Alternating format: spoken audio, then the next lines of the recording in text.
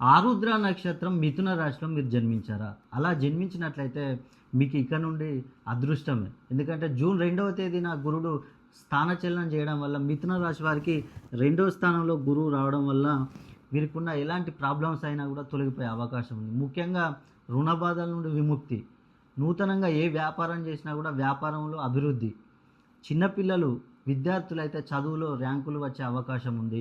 అదేవిధంగా నిరుద్యోగులకు ఉద్యోగాలు లభిస్తాయి. ఉద్యోగంలో ఉన్న వారికి ప్రమోషన్లు, ఇంక్రిమెంట్లు వచ్చే అవకాశం. కుటుంబ సమస్యలతో బాధపడుతున్న వారికి ఆ సమస్యల నుంచి బయటపడే అవకాశం. అదేవిధంగా ఆరోగ్య విషయంలో ఎన్నో సంవత్సరాల నుంచి ఇబ్బందులు పడుతూ ఉంటారు. అలాంటి వారికి బయటపడే అవకాశం.